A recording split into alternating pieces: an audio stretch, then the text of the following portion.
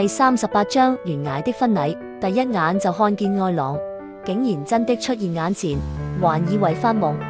兩人用力擁抱熱吻，發生這麼多苦難，終於可以實實在在的擁抱你。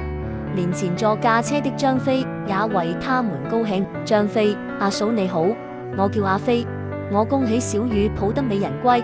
老土啲講，我祝福你哋百年好合，永結同心。但係你哋個 party 我嚟唔到，前面有個路口有條小路走，你哋落車先，我要引開佢哋，遲啲會合。小靜聽得莫名其妙，永結同心，今日係結囚犯啊？什麼 party 啊？但不理了，下車。關羽從車廂拿了一個袋子，走前數步，在樹旁停下。袋子中有衣服，讓小靜換掉囚衣。小靜的衣服是一條白色連身裙和一對白波鞋。關羽本身着了黑色避彈衫褲，再換上一件白色西裝，兩人穿得真漂亮。但現在是土莽，穿這些不方便吧？其實關羽劫囚車後也預料後有追兵，但想不到在路口不遠處，就這麼快已有公安車響豪高速駛來。公安下車追來，關羽牽住小靜手向前跑。公安追來，但前面有幾條路，小靜選了這條路是通往廣州番禺區蓮花山。兩人邊逃邊匿埋，最後被逼至只有一條單程路。原來已踏上一條不歸路，一直入蓮花山，前面已是美麗又壯觀的懸崖。想掉頭殺出去，一隊公安已經跑進來，又要保護小靜，碰上了。警員大叫：咪走，否則開槍！真正前無去路，後有追兵，而且來的不是普通公安，而是武警的特種兵獵鷹突擊隊。已走到盡頭懸崖邊，兩人被很多支輕機槍指住，不期然後退。這一次難再有奇蹟，插翼難逃。小靜緊緊地拖住關羽的手，關羽看住他輕撫他秀髮，投以關懷的眼神，令小靜安全感大增。形勢緊迫，兩人完全不放在眼內，反正要死，驚也會死，那有什麼好怕？這情況下，兩人還相視而笑。只要我倆在一起，就算下一刻我們被幹掉，也沒有什麼大不了。關羽，你真係好靚，你好似新娘一樣咁靚。小靜有點害羞，輕輕拍打他，真淘氣。兩個人也不理什麼大難臨頭，還在打情罵俏。反正我們可以生存的時間已經每分秒在倒數，就更要好好珍惜。哪管天意弄人，什麼叫浪漫？為了愛生死也可置於度外，這才是浪漫，終極的浪漫。小靜回去坐監，最後也是死刑。現在起碼我的愛人就在我身旁。關羽當上刺客，也預計了有這一天。遺憾最該死的張角最後還未死，就算注定兩個人死，要死也要死在一起。場上有30多名特種兵，用機關槍指住關羽和小靜，只要他們稍有反抗，一聲令下，兩人全身即變蜜蜂竇。關羽話好一點，他身上穿了納米避彈衣，背後是蓮花山的懸崖，山下面臨珠江的獅子洋水道，山下有很多高樹，高度大約40米，跳下去人類不可能生存。可惜他今次沒有穿飛行套裝，就算有也帶不了小靜，勉強要抱住她飛不動，只會雙雙掉下。這時有位特警隊目一聲令下，唔好開槍。一個隊長排眾而出，是關羽的好朋友阿斌。幸好是他，關羽並不要求放他走，而只需要給他多點時間。其實張角一早已預計關羽曝光後再很難殺他，張角估計應該他第一時間先劫走小靜，所以他一直預計關羽有這一步。在小靜押送途中，急召獵鷹突擊隊尾隨，等待關羽這獵物出現。為了風聲保密，就連押運囚犯警員也不知道。1小時前小靜出發，張角急召獵鷹突擊隊，也可順便測試駱賓的忠誠度。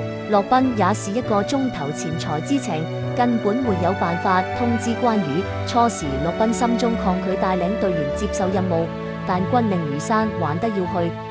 其實有自己親手獵殺關羽是好事。落在張國手上，肯定被凌遲處死。與其關羽被人殺死，不如有自己親手去給他一個痛快，或者臨場應變，可留他生路。駱賓一個人上前和他們談判。我知道總有一日我要親手拉你，我會主動搶先去做。關羽，多謝你，因為我唔想死喺其他人手上。你親自要手，我會死得痛快好多。兩人相視而笑。賓，今次好難辦，睇唔到。就算我哋不顧一切放你走，而家出面得一條路，黃巾已經入緊嚟，大約5分鐘後就到。陣間入到嚟，佢見我哋唔開槍，佢哋都會開槍，我哋之後都會好麻煩。換句話講，一係我而家拉你，或者你哋死。喺5分鐘後佢哋入嚟前，對唔住，我哋一定要開槍。關羽，我想多一個選擇，喺呢度跳落去。駱賓，可以。我當我哋剛到步就發生，時間只剩下3分鐘。關羽望一望身旁的小靜，他依偎着關羽胸口，柔情地望向他，眼神中流露出濃濃熱愛。只要有你在旁，你要跳就一齊跳。關羽點頭，報以感激微笑。關羽對駱賓說：多謝你，我揀跳，你陣間幫我做啲嘢。關羽擁住小靜說：一陣間我哋就要跳落去，你仲有咩心願未了？小靜：有啊，你話過返嚟嗰陣會同我結婚，可惜冇機會。你下一世一定要早啲娶我。關羽：唔使下世，就而家。跟住單膝跪在地上，從西裝內袋裏面拿出一支包裝好的紅玫瑰。關羽：你願意嗎？小靜就突如其來的舉動，弄得哭笑不得，邊笑邊哭的點頭。關羽起來，從西裝內側袋拿了一件白紗頭巾，圍住小靜的頭髮，再在西裝袋拿了一個透明膠袋，內藏花紙碎，交給駱賓。原來關羽事前知道可能逃不掉，所以希望死前大家可以結婚。關羽好浪漫啊！人生苦短，世間情長，就還彼此心願吧。所以一早準備了白色西裝和白裙，隨時隨地死前結婚。關羽，請在場人士見證，我關羽願意娶你胡小靜為我妻子。我用最真誠的喜樂與你共赴新的生命。我承諾，我將毫無保留的愛你，以你為榮，尊敬你，盡我所能在危難中保護你，在憂傷中安慰你，與你在心靈上共同成長，直到永永遠遠。胡小靜，我願意，請在場人士見證，我胡小靜願意嫁你關羽為我丈夫。我將我的手給你，我將我的愛給你，我更將我自己給你。